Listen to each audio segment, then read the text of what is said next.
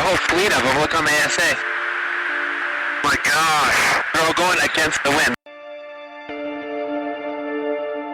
It was basically a cube with inside of a sphere where the points of the cube were touching outside of the sphere. Oh, got it! Woohoo! Roger. There's troubleshooting.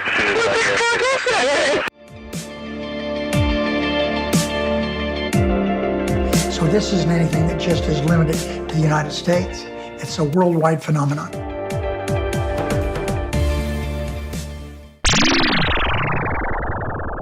Hi everyone, and welcome back to That UFO podcast. My name is Andy. Joining me on the podcast this week is UFO researcher and author Chris Rutkowski. Chris, welcome to the podcast. Glad to be here, thanks. And I did say that correctly, didn't I, your surname? Rutkowski? Rutkowski. Got that wrong already, but yeah, Chris Rutkowski. I'll put that one in properly. Chris, listen, it's been good to speak to you. I've been looking forward to this after I spoke to Daniel Otis, and we talked about the 20 years of Canadian government's declassifications. You were a part of that. You were mentioned in Daniel's Vice article, and we're going to get to that. But first off, do you mind telling the listeners a little bit about your own background and growing up? What were your kind of first memories of UFOs? Well, my background is I've got a degree in astronomy and a degree in education. I try to make science understandable to the common person. I'm currently a science writer, work for a university to sort of bring some of the research down to Earth, so to speak, in terms of UFOs. Back in the 1970s, yes, I'm that old, there had been a number of flaps and waves in Canada, actually around the world. And I was curious when I started in my astronomy classes at the university, because there were UFO reports coming in all the time to the department. Common people were calling in and wanting to talk to an astronomer about what they were seeing. However, my astronomy professors were not all that crazy about UFOs. They thought it was all nonsense and couldn't be bothered and was a waste of their time. And since I was in their offices quite often, and the calls were coming in, I suggested offhandedly that, I could take the calls for them. My little carrel where I studied was right around the corner, and I could take the calls and talk to the people that would free their time up. They said, sure. And next thing I know, I found myself talking to people all around the countryside who had seen UFOs. I went out to their farms, their homes, talking with them, and finding out that for the most part they were honest misidentifications, things that like some stars and aircraft and so forth. But there were some cases that were puzzling. I this wasn't a plane, this wasn't a star. I don't know what it was, and left it at that. And about a year and a half or so later, one thing that was common within the astronomy department, or actually within the physics department, was that there would be departmental meetings and presentations every Friday afternoon, kind of to unwind. And somebody canceled. And my professor said, well, why don't you let Chris talk about the UFOs that he's been hearing from people about? So I said, sure. And word got around I was going to be giving this presentation. And the next thing I know, I got a note saying that the presentation has been moved from the departmental boardroom to the largest lecture hall on campus, which was about 500 seats. And the public had been invited. And I found myself talking about UFOs, and became the UFO expert on campus. And soon I was asked to write about what I had heard and do more and more television appearances and so forth. And it sort of took on the rep of the UFO guy. So you said that the professors weren't necessarily all that crazy about UFOs and the idea of it, but I take it there was quite a popularity for the subject amongst your kind of fellow students, if that many people were interested. Was that the kind of feeling you got from them? Well, students and the general public, certainly.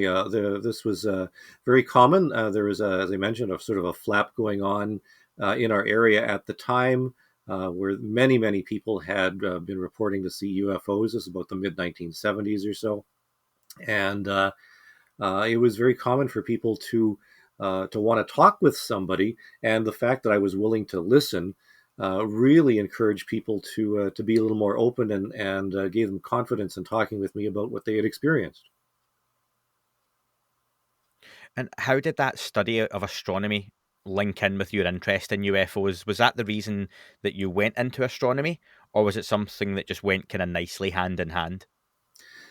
So I have to say I was interested in astronomy. I grew up, watching the Apollo landings, and even before that, I remember my parents sitting me in front of a television set, a black and white television set, watching John Glenn and Mercury rockets, that type of thing. So I was fascinated with space, and it was quite interesting that astronomers are not necessarily the best people to study UFOs, because they're really good about things that are very far away. But because most UFOs are seen relatively close to the witness, in some cases just a matter of several meters away, that's not really the domain of astronomers whatsoever. But the topic, because a lot of people assume that UFOs may have something to do with aliens and extraterrestrials, that is the domain of the astronomers. And my background in astronomy gives me the training that allows me to sort out things like stars and planets and other astronomical objects from the typical observation, but also the knowledge that the stars are very far away, and if there's some planets out there with extraterrestrial life, those are very far away. And I even took some training in advanced propulsion through some engineering courses, and it allows me to converse with some authority on the possibility of extraterrestrial life, and whether things can actually travel here from there and vice versa. Now, at what point in your life was it in college, university, or afterwards did this go from being somewhat of a hobby to a really serious part of your life? Well, I guess it sort of blossomed from the time I started doing more writing.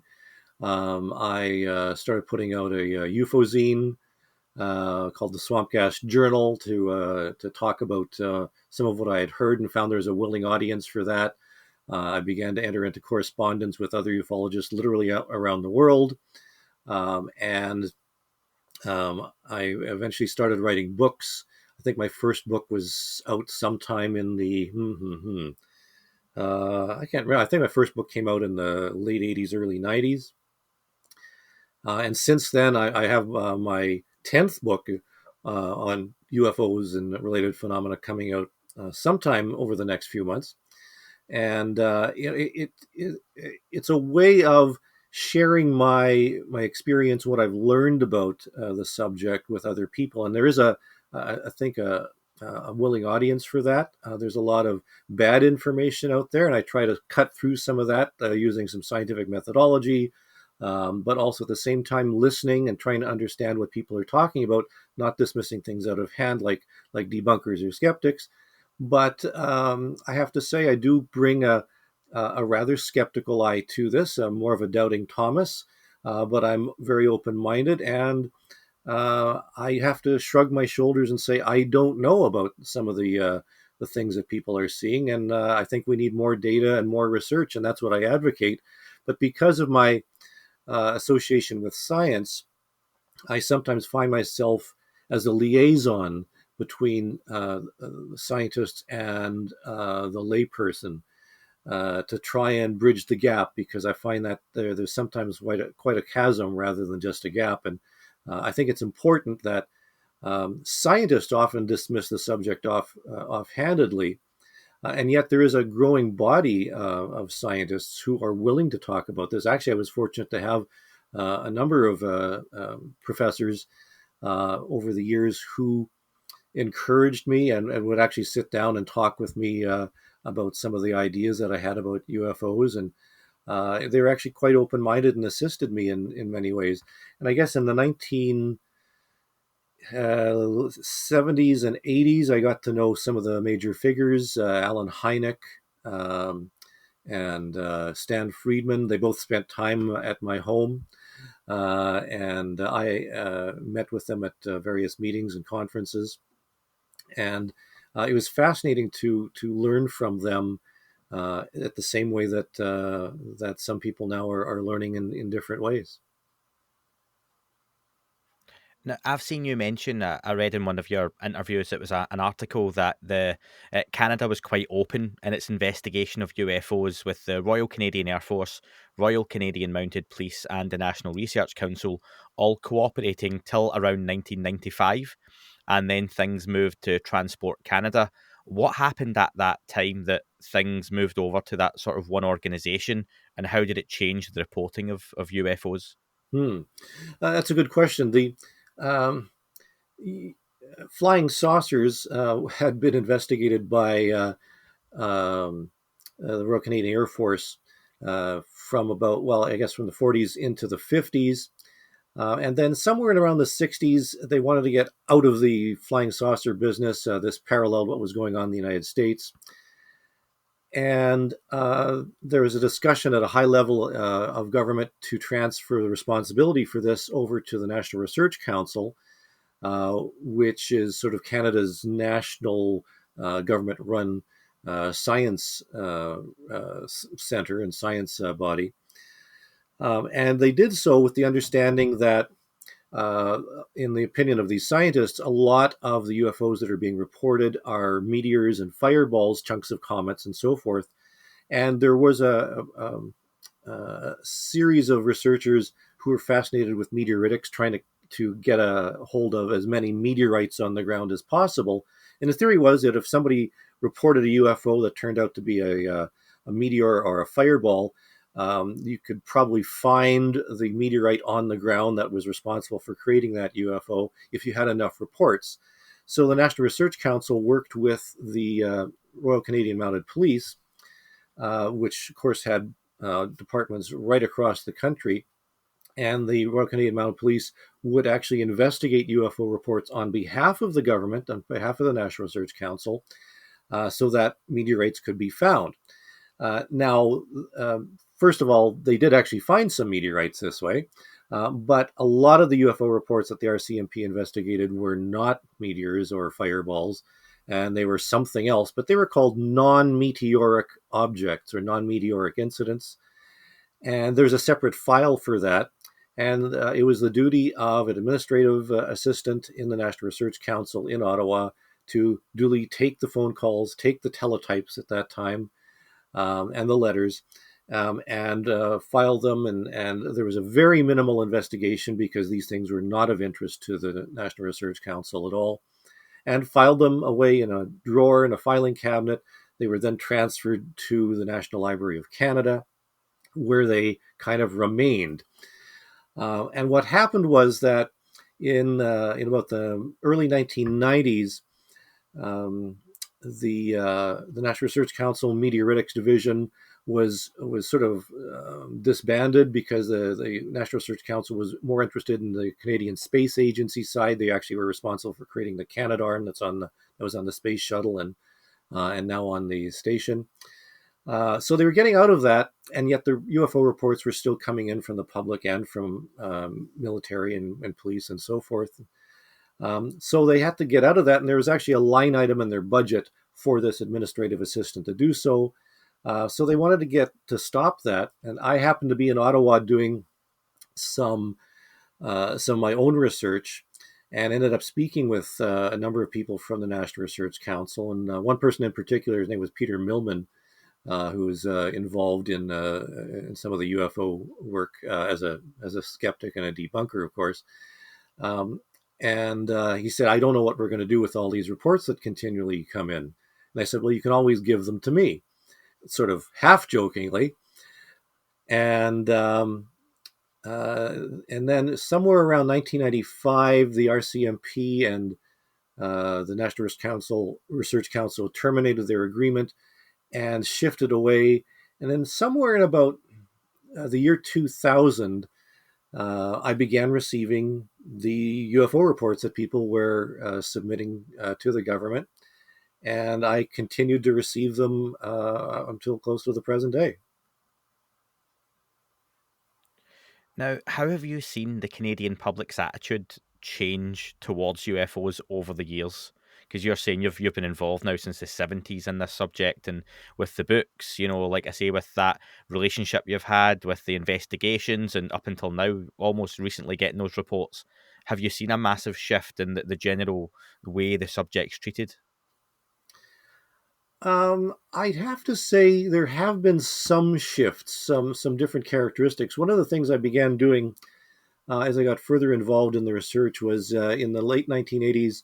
I started collecting as many UFO reports from across Canada as possible to try and get a better picture of what was really being seen. Because there hadn't really been a good study of what the characteristics of UFO sightings really were. I mean, you could see what was reported on the news on television or in the tabloid newspapers and some magazines, but what were people really reporting? And I had a sample of that because I had access to some of the National Research Council reports. I had been in Ottawa going through the National Library. I knew what a UFO report really looked like.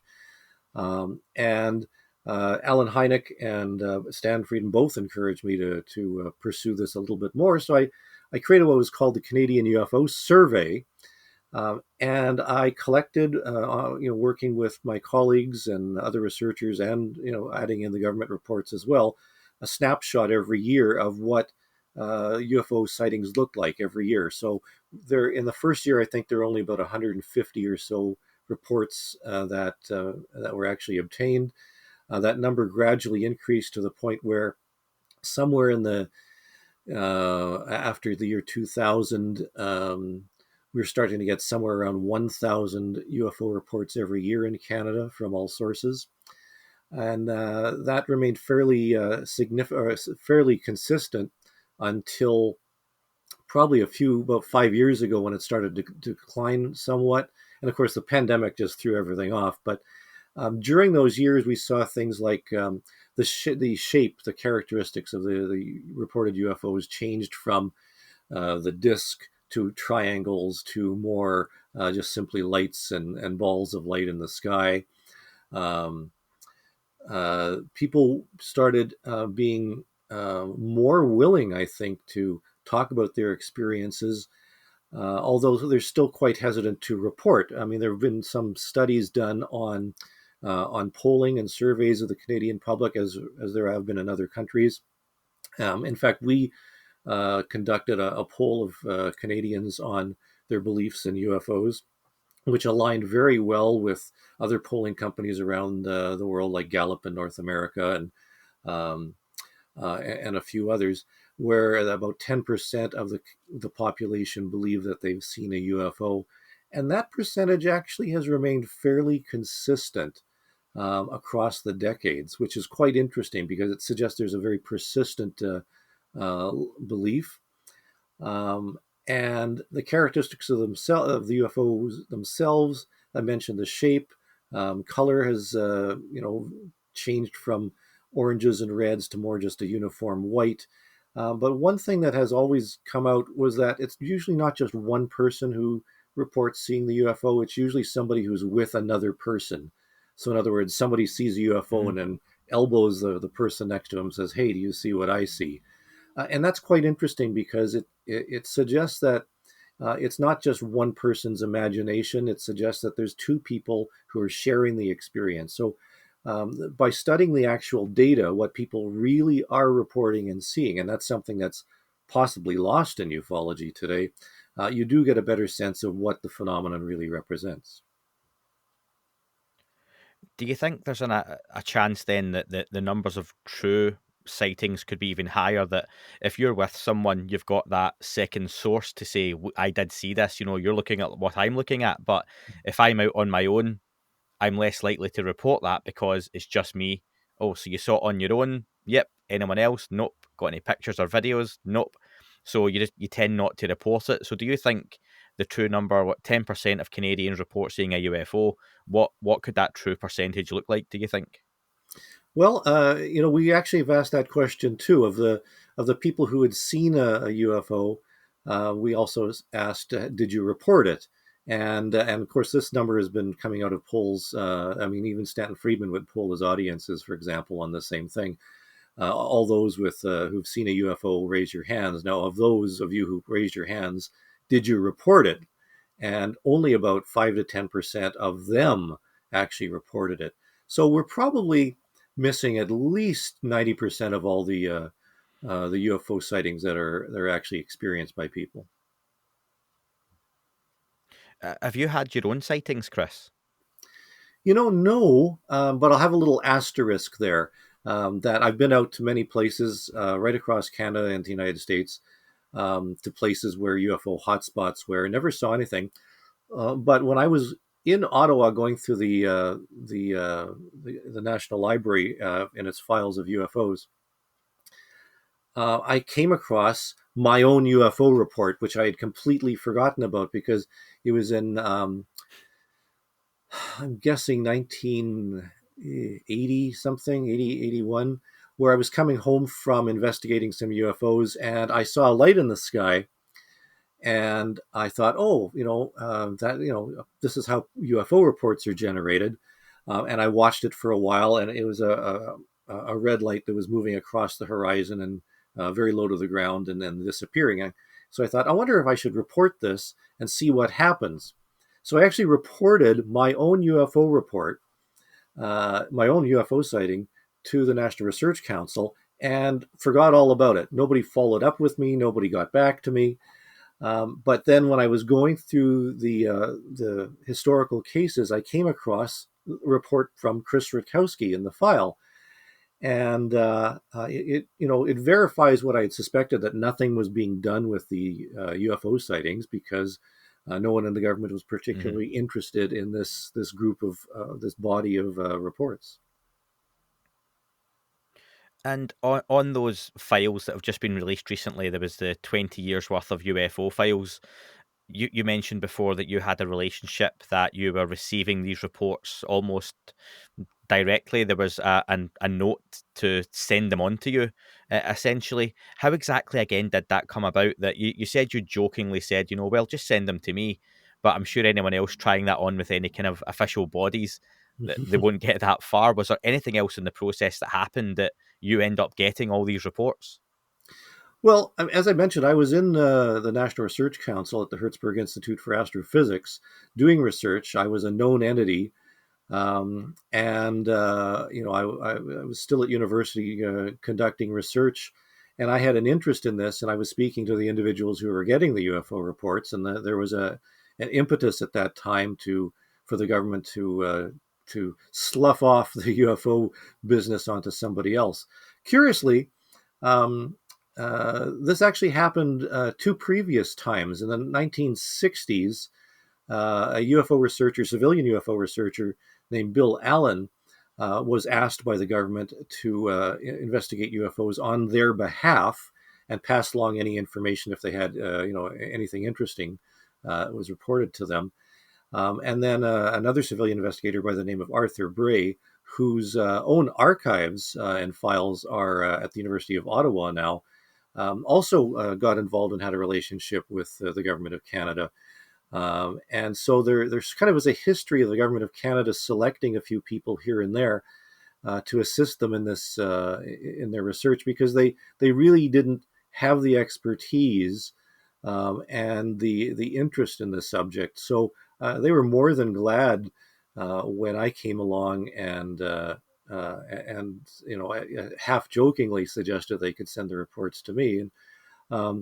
And I took that responsibility quite seriously, despite the fact I had said it partly in jest. But I was fascinated to see exactly what was being reported, and by taking it seriously, I realized I was getting information from witnesses whose names and phone numbers and addresses were confidential, and took that responsibility quite seriously. That I was trusted.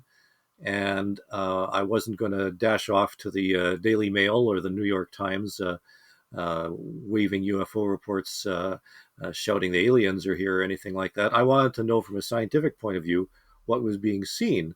And the vast majority of the reports I was getting, and I have to say, there's not that many really out of the 1,000 cases every year in Canada. There couldn't have been more than a dozen or so that came through government sources. So it was a very small percentage. But of the ones that came in, and you can see this by looking at the cases that Daniel Otis obtained, for the most part, they were stars, planets, aircraft, kites, balloons, and so forth.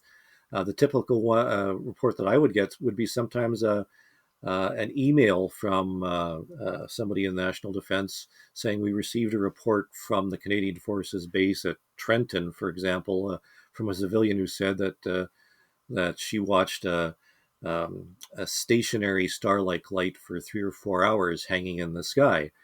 And that certainly in the case I just mentioned, sounds like a star or planet, and I would verify that it certainly was. So the most of the incidents weren't all that interesting. And if you go through the 290 pages that were said to be disclosed and given and released by the government, they had already been public before for the most part. In fact, of the 290 pages of documents, 30 of them were a list of 500 cases that came from Transport Canada of pilot incident reports, which all were public, and we had seen many times before.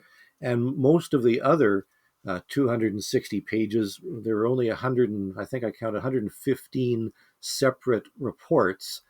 And of those, all but 13 were simply reports expanding on the ones that had already been made public. And of the 13 from National Defense and some other official sources, we had already had, I think, 9 or 10 of those. So there are only 3 or 4 that we hadn't seen before. So, I mean, Daniel did a fantastic job, and he's been really good since he broke onto the UFO scene a few years ago of being able to get some access to information requests filed and obtaining documents. But the ones that came from this 290 pages of documents were really not that interesting, and they weren't really disclosure at all because they had already been public and they were simply obtained through access to information requests. So that, to me, that's not really disclosure.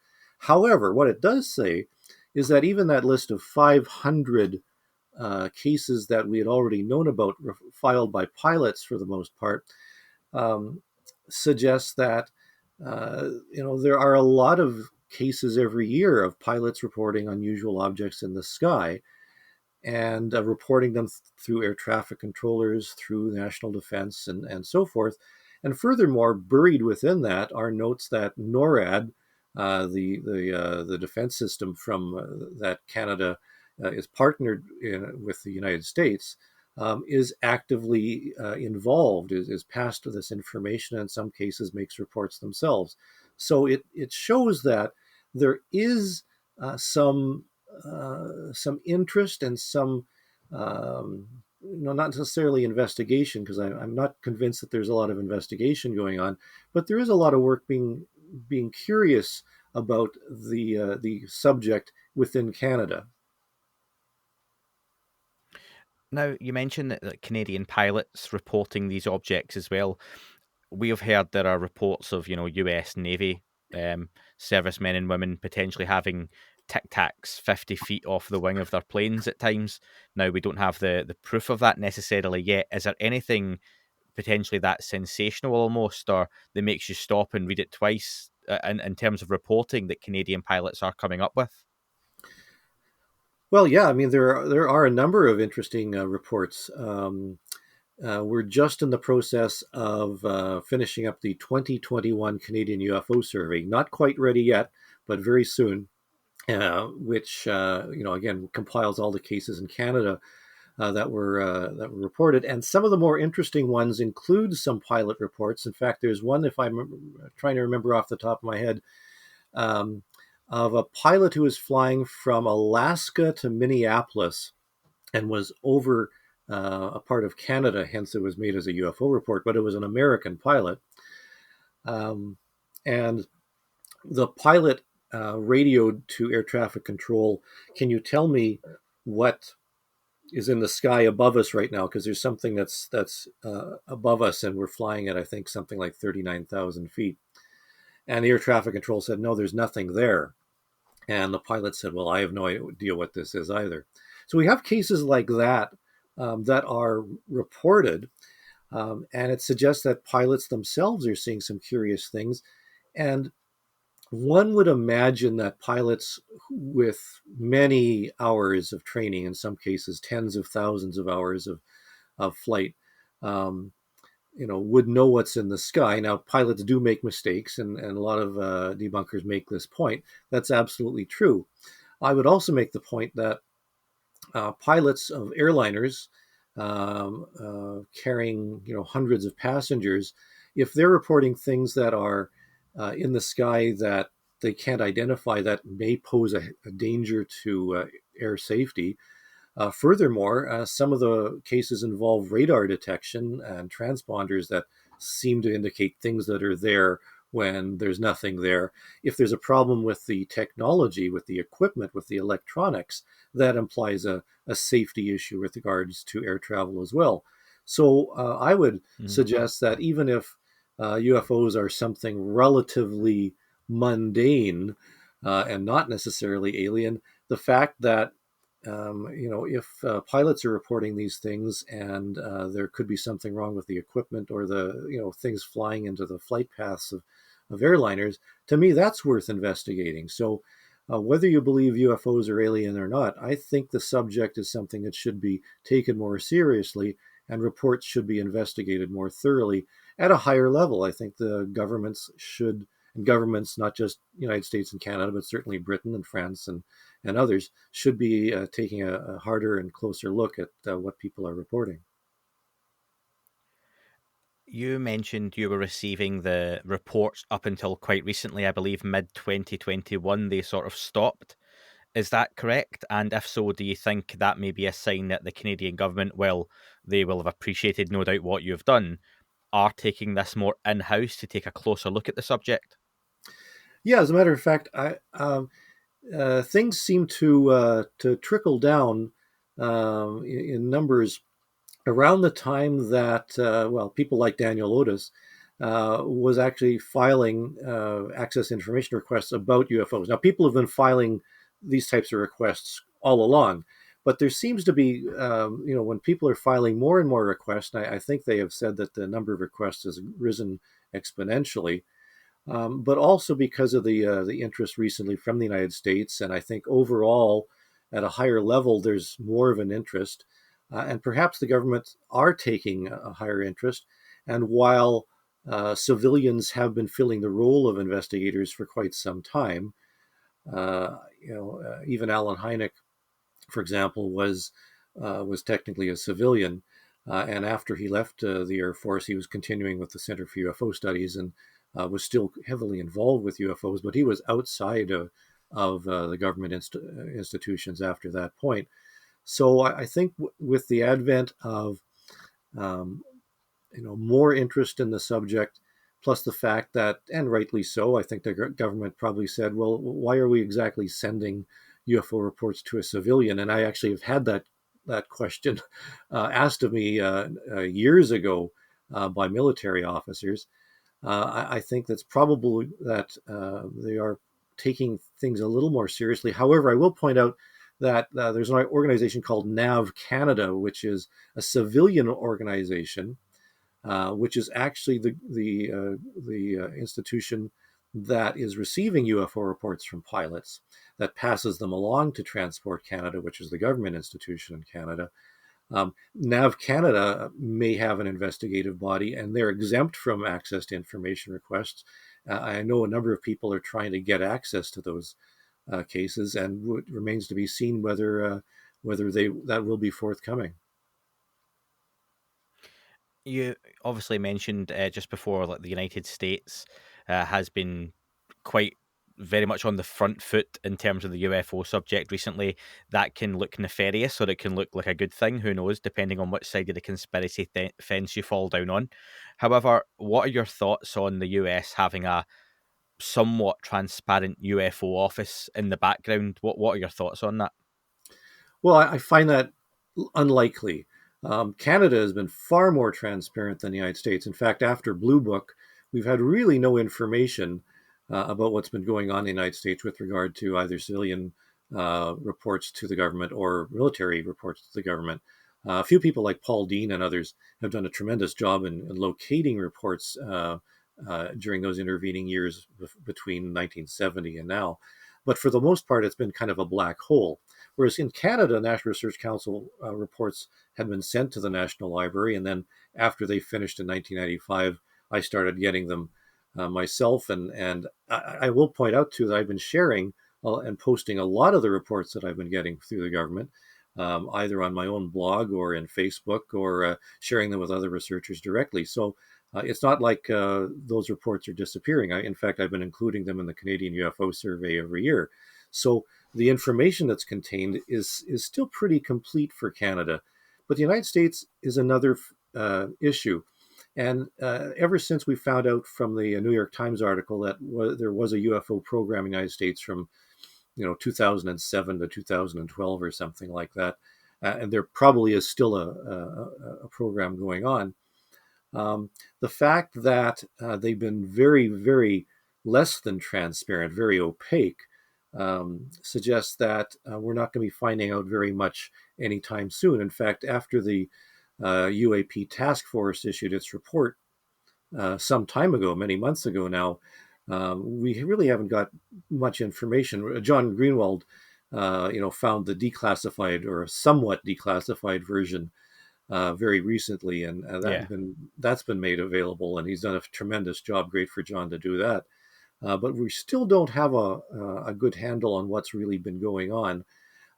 And I have a lot of questions. We don't have details on the cases that were referred to in that report. I also have a question as to what the reporting procedure is right now. If a civilian wants to report a UFO in the United States to the government, there doesn't seem to be a mechanism to do that. If a military pilot in Bismarck, North Dakota, sees a UFO, is there actually a mechanism in place to report that to the Navy, the Air Force, some other organization? We simply don't know. And it's strange because Blue Book was very effective because it had the ability to send directives to all American Air Force bases and other countries as well around the world with instructions on how to investigate and could get its tentacles kind of all around the world to try and get the UFO reports. It was very effective. And it's hard to imagine that even though, according to the task force report, it said that there is no mechanism in place to do so. That's very puzzling because in Canada, there is a mechanism. In fact, there are reports sent to me from NORAD, from the Canadian side, certainly, and certainly passed on to the United States. In fact, there was even, back when faxes were a thing, there was a fax cover sheet that was clearly labeled UFO report that accompanied the UFO reports from that were passed through NORAD. So somebody was getting these cases. And so for the UAP task force to have this comment that there was no mechanism in place, they didn't know exactly how to go about it, that sounds a little strange to me. And that implies that there's much less transparency than there should be.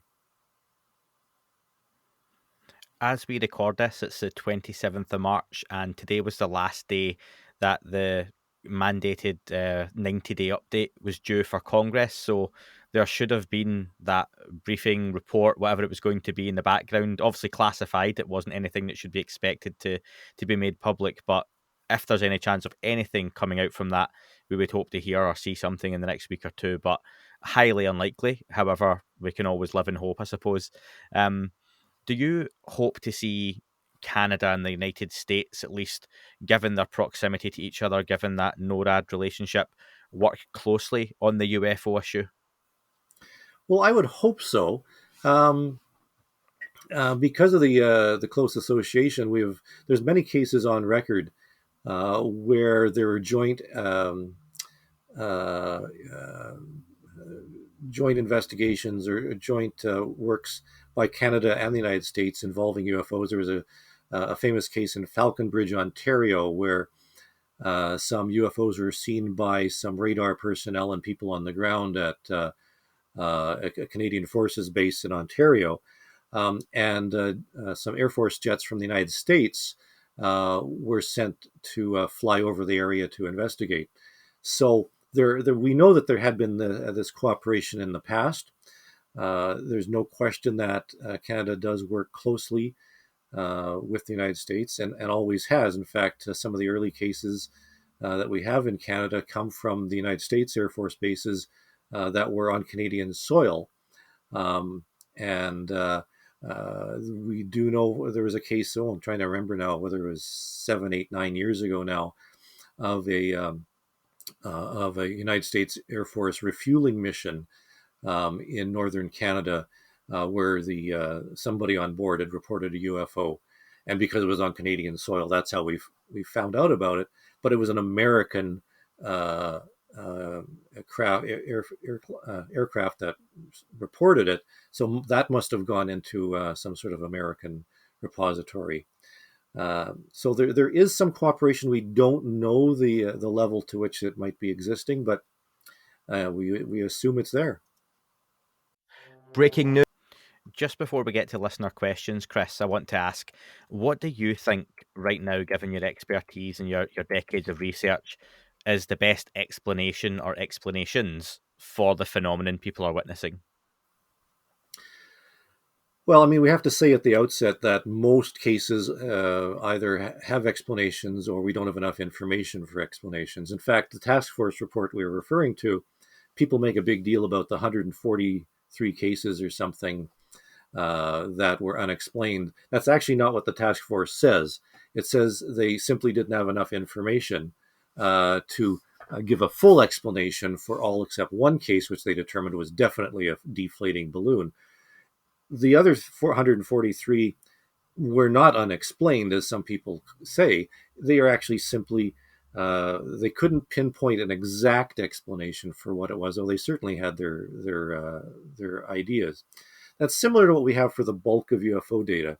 Every year, the Canadian UFO Survey looks at, as I mentioned, somewhere around 1,000 cases. I'll give you a spoiler alert. It's much lower than that for 2021. But of those, a very small percentage are what we call high-quality unknowns. The vast majority either have possible explanations, insufficient information, or in fact explanations.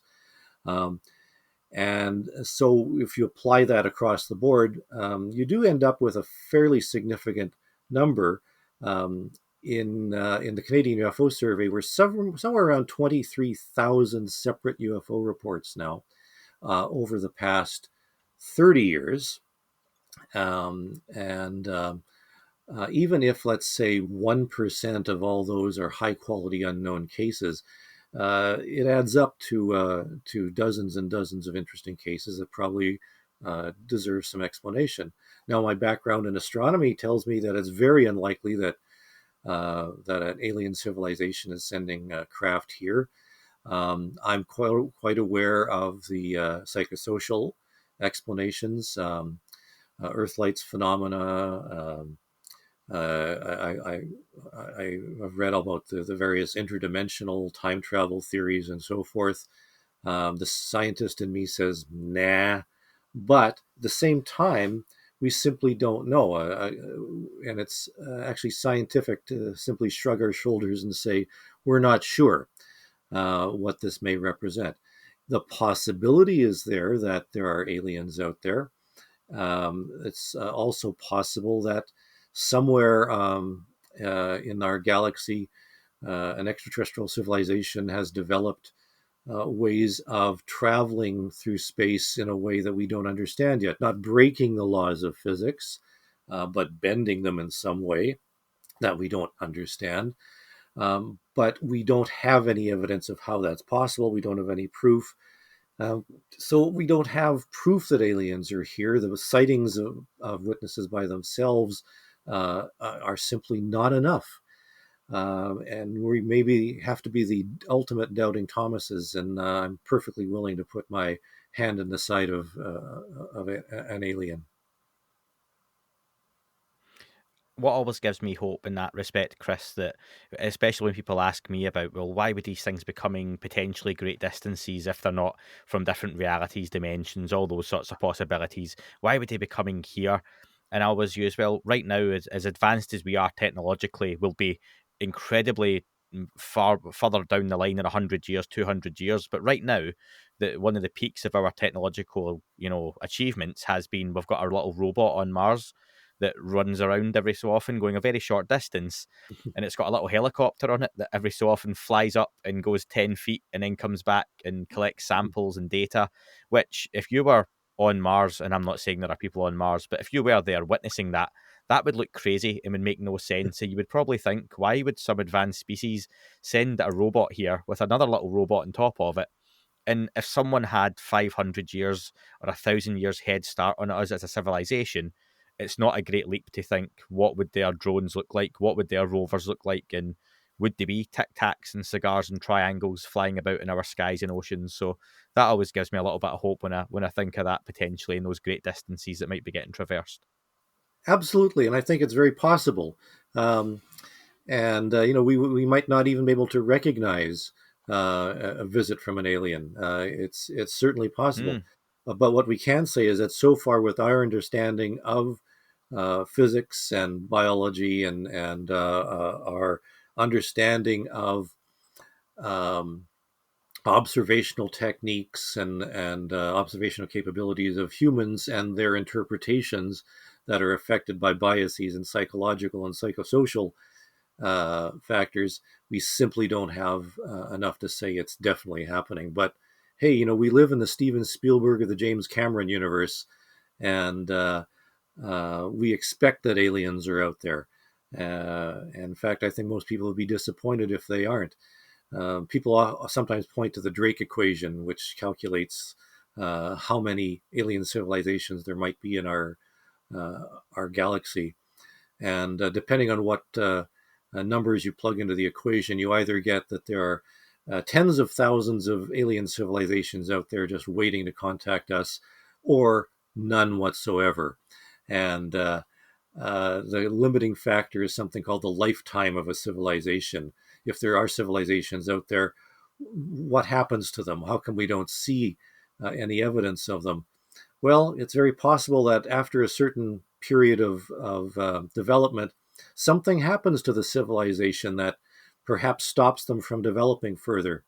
Let's hope that's not happening. Yeah, we're not on the cusp of anything, hopefully, in that sense. Do you know what? I'm actually disappointed in myself, Chris. I've left off a question. Given your background and given what's happening at the minute in terms of astronomy, the James Webb telescope isn't too far off of being fully functional. What are Mhm. your hopes for the James Webb and what that can achieve, and what are we going to see in those early days? Yeah, it's really quite something. And of course, it's designed to look very, very far. It's not designed to look, for the, remnants of the Big Bang and so forth. But for something a little bit closer to us, just being shielded from the Earth's radiation is going to be enough to be able to resolve things very much better. It's going to be able to possibly see um, planets around stars that are relatively close to us and be able to, to detect using some various instruments some of the spectrometry involved of the atmospheres of some of these distant planets, and that's really quite exciting because we might be able to verify that some nearby stars have planets that could support life and maybe are supporting life, and that's actually quite exciting. Um, Speaking of James Cameron, the next movies in his series, what are the ones about the blue-skinned aliens again? Oh, Which one? Avatar. Avatar. Yeah, 2 and 3 are coming out, and Avatar takes place on a moon surrounding that's orbiting a planet near Proxima Centauri. And it's very possible that such a planet and such a moon may actually exist. So it could be that James Cameron has effectively predicted what the James Webb telescope is going to discover. I wasn't a fan of the Avatar movie, so hopefully the advancements and the achievements of the James Webb are more exciting than that Yeah, they Avatar are. film. Yeah. I wasn't a fan. Listen, let's go on to listener questions in the time we have left, Chris. First up, Gnosis asks, is Chris aware of any Canadian sightings where the witness was later visited by government officials? If so, is there any indication they were US or Canadian officials, or a combination of the two working together? Yeah, there's quite a few cases like that. I know that the Falcon Lake case of 1967, the witnesses were interrogated by the Royal Canadian Air Force and the Royal Canadian Mounted Police. And actually, the United States Air Force sent up somebody from the Condon Committee to interview the witnesses as well. So over the years, there have been instances like that. In recent times, not that I've heard. In fact, it does seem like the government has sort of left the actual investigation to civilians. However, as I mentioned, the Royal Canadian Mounted Police investigated UFO cases up until 1995. So there are many instances like that. Next up was Jean. Jean asks, does Chris know how closely Canadian officials coordinate or cooperate with the Americans on the subject, especially with NORAD? Well, we alluded to this earlier that, yeah, Canada and the United States are partners in NORAD. And I think there's absolutely no question that there is some coordination. In fact, a lot of the UFO reports that you can see through the National Research Council, and even more recently, there's usually a note that says this was sent to NORAD. In fact, in the case, the ones from Transport Canada that were made public from the set that Daniel Otis got through Vice, or for Vice, there's a lot of references to NORAD was being advised of this particular case or that particular case. So I think there is some significant coordination. From Gary, how does a person become a UFO researcher, either off their own back or within a governmental department?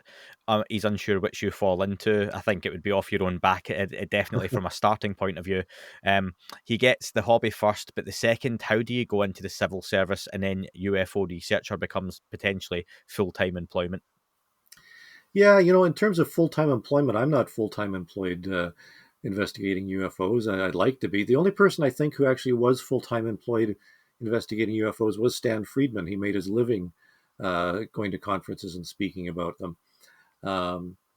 Even Alan Hynek, even though he's employed by the United States Air Force on the various projects, he was an astronomer. In fact, I used his textbook in astronomy in my first year of my astronomy education. So he primarily had a day job just like everybody else. I would recommend, if somebody wants to get into ufology, do your reading, do your background reading, and I don't mean Facebook and YouTube. I'm talking, do the research on what's going on, what has happened before. I run into people and talk with them all the time who are new to ufology, who have not read anything by some of the classics of the field, nothing by Jenny Randles, nothing by Coral and Jim Lorenzen. They haven't read anything by Edward Ruppelt, and nothing by Alan Hynek. So I think you have to do your research. If you're going to any field, you'd have to do a historical study, regardless of whether you're going into biology or sociology or ufology. And then I would suggest, getting a job that you enjoy, but one that gives you the freedom to pursue your hobbies in the evenings or on weekends, and talk with like-minded people, go to conferences and so forth. I think it's important to immerse yourself in the field. Next up from Curious Doc, regarding the First People Indigenous communities in Canada, have you found any compelling overlap with their tradition and folklore, or their more recent account in any recent institutional scientific data or reports you've seen? Well, yeah, as I would say on any continent, the indigenous connection to UFOs exists in some way. And I was an advisor, and I was on screen for 2 seasons of a program called Indians and Aliens, not my title, Indians and Aliens, produced by the Aboriginal Television Network here in Canada, which delved into UFO sightings and experiences by Indigenous people in Quebec, and then later in the second season elsewhere in Canada. Um, and it was interesting to meld the two traditions so that we better understood what people were experiencing, and I think there is a strong connection. Um, and today, one of the things we don't gather is the ethnicity or the heritage of people who are reporting UFOs. Um, and it's hard to say whether that would gather information, but gather good information or not. But we do know that we do get reports from all across Canada, including the far north, where Inuit people are reporting UFOs. We have reports from First Nations across Canada. So there's no question that that as witnesses and interpretations follow from a lot of the UFO reports that we've been receiving. Question from a fellow Canadian here, Ward. Who in the Canadian government is on our side, so to speak? Do we have any local equivalents of a Senator Gillibrand, who's obviously making some waves in the UFO community in the Senate right now? Well, quite recently, a member of Parliament named Larry Maguire, he asked a question in a committee of the Senate. Oh no, not the Senate, of the parliamentary committee itself, on natural resources, asking about UAP that were seen over nuclear installations in Canada. He had actually contacted me a year or more ago to give him a briefing on my UFO research. And because he's interested in the subject, and now that he's gone public with this request, there is a standing request for information that he was requested of the Deputy Minister for Natural Resources about the actions and any investigations of UAP in Canada. Now, the Canadian UFO survey, because I mentioned we have 23,000 cases, we can actually pinpoint, according to the geographical locations, where some of the UFO reports are from. And I think from one nuclear institution alone, simply by the location, we have something like 50 just for one nuclear installation. Now, whether that means that the UFOs were interested in that installation or simply because that's the nearest geographical location to where a UFO was reported, that's something that has to be determined. But certainly Larry Maguire is one who has come forward. Certainly UFOs have been brought up in the Canadian Parliament a number of times. And it remains to be seen whether anything comes of Larry Maguire's request. Excellent. Interesting one to keep an eye on. Kevin Brackley asks, we know the Canadian military and NAV Canada have been collecting UFO reports for decades. What do you think they think about UFOs? Do they see them as a threat, an interest, or an anomaly to be noted and then ignored? I think they're decidedly disinterested and probably annoyed at the paperwork that UFOs and UAP cause. I've got the impression that they're not all that interested. I mean, why else would they, pass along UFO reports to a civilian? But I think the fact that more and more pilots are reporting, and pilots have always reported UFO reports, their UFO sightings. We have many, many cases on file. But I think the fact that there seems to be an awareness now and a push for more and more pilots to report them, even though the number of pilot reports seems to be going down right now in Canada, I think that there's a concerted interest in keeping more track of this, and whether it's a matter of defense, airline safety and security, or something else, I'm not sure. But I think that overall that the government has been generally uninterested, which is quite interesting in itself. Going to finish off with a couple of listener questions from long-time listener Dave Smethurst. He says, given that the US and Canada jointly run NORAD, have you had any indication the Canadian government is aware of the regular incursions from space objects seemingly under intelligent control that credible retired US military sources report having observed on a daily basis? Do you think if these were happening as reported, the Canadian government or military would be aware of it? I think that incursions are part of everyday life in the Canadian military. And I doubt whether there are a lot of incursions that fall under the category of what most people think are UAPs. There are regular flights and incursions by foreign powers into Canadian and North American airspace all the time, and they're acted upon immediately. In fact, you can do a literature search of news reports of of incidents where aircraft from other powers fly into American airspace, and North American jets from either Canada or United States intercept them immediately.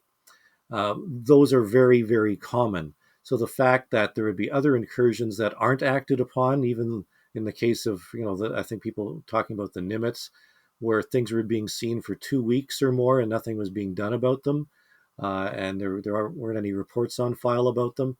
I find that hard to believe. But there's no question that incursions of actual aircraft are acted upon all the time. And I think that if there were UAP flying in Canadian and North American airspace, that they would be acted upon. I want to ask you, Chris, just in finishing up, do you have any advice, particularly for Canadians listening, as to how they should report their own UFO sightings? Well, that's a really good question. I actually made a blog post about this. Where do you report your UFO? And the problem is there really is no central way to report UFOs right now. In the United States, for example, I think some civilian organizations like MUFON might be the only place to report some UFOs. There's lots of online places, the National UFO Reporting Center in the United States, Peter Davenport, people can report things there.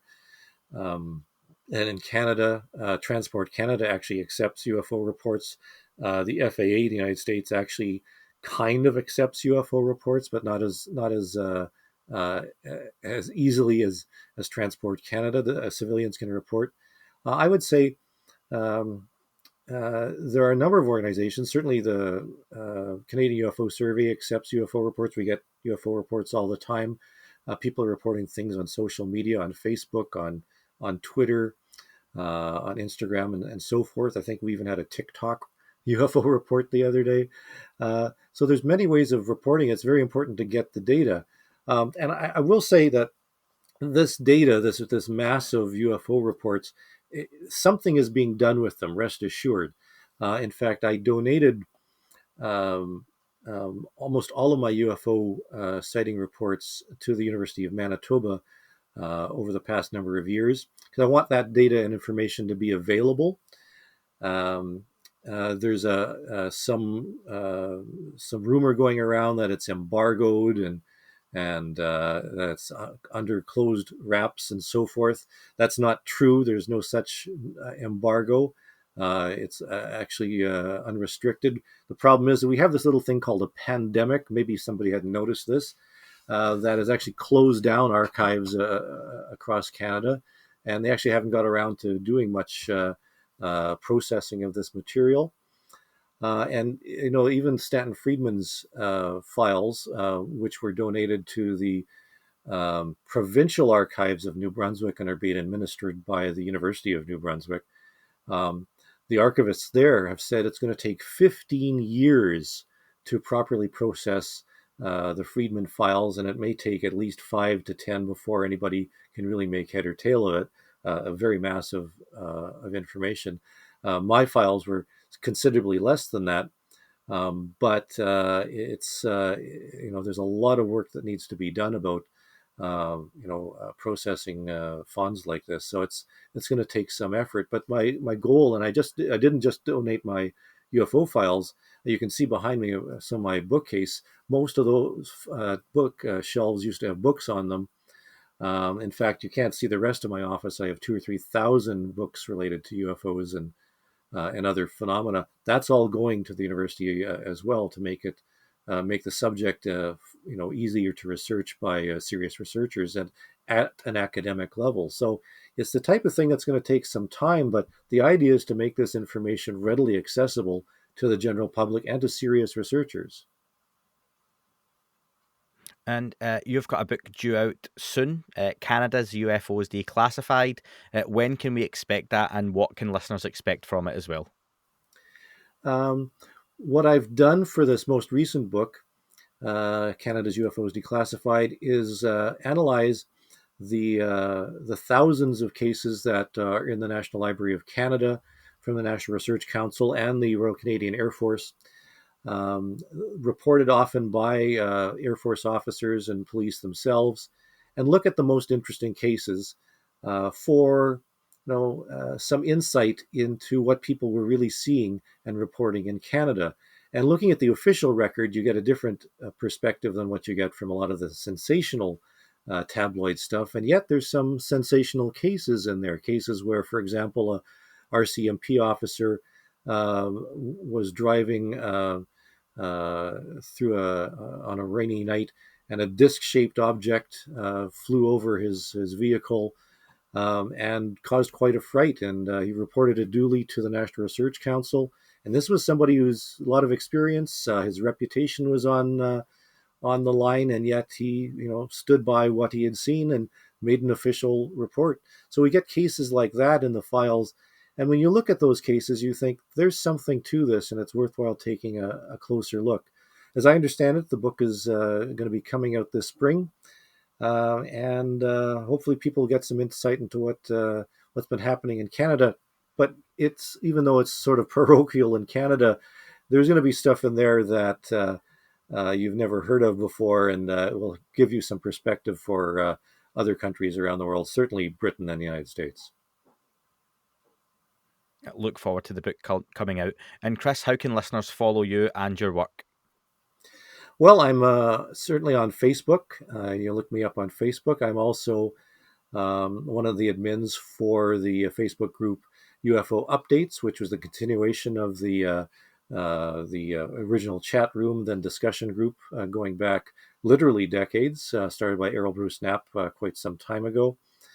And I'm also an admin for a few other UFO groups. I'm also on Twitter and Instagram at Ufology Research, and I have blogs about my UFO research. uforum.blogspot.com will get you to my most recent thoughts about UFOs. I'll put all of those links in the description for the podcast as well. And of course, Chris, look forward to the book coming out in the coming months. It's been great speaking with you, and look forward to hosting you again sometime down the line. Great. Thanks. Nice talking with you. That is all for this week's show. Thank you very much for listening. Please remember to leave the podcast a review on your chosen platform. You can like, retweet and subscribe. That would all be very much appreciated. The shows are being uploaded onto YouTube as we speak more and more. You can sign up at patreon.com/thatUFO podcast to access the shows ad-free as well. Please get in touch on Twitter, Facebook, Instagram, That UFO Podcast. Of course, on Twitter, it's at UFO UAPAM. And again, folks, as always, keep looking up. You never know what you might see.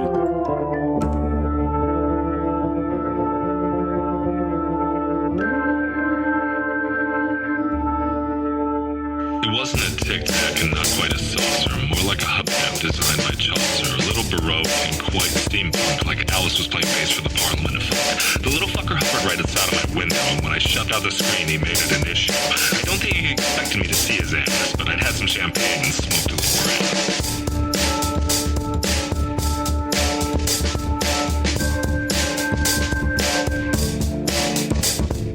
Meditative gamma state full on meta. You can't imagine how it could have been any better. I got to the top of the stairs and there he was. Like, you awake? I was about to abduct you, cuz.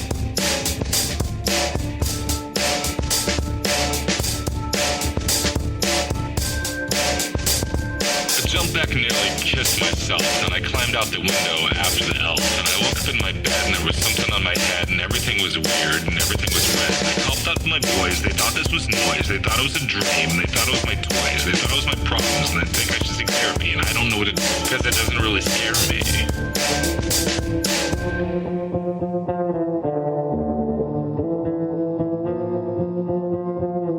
If you really want to know who I think may be, I think it's you and me and us and we and him and her and that and she and that thing over there and what's that, Jay?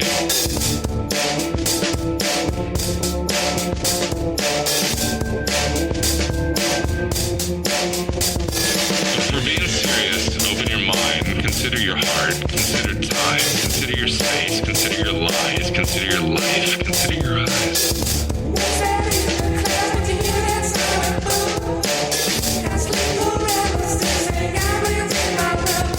It wasn't a tic-tac and not quite a saucer. What's that in the class with you that sonic boom? Got sleep paralysis and got me in my room. It wasn't a tic-tac and not quite a saucer.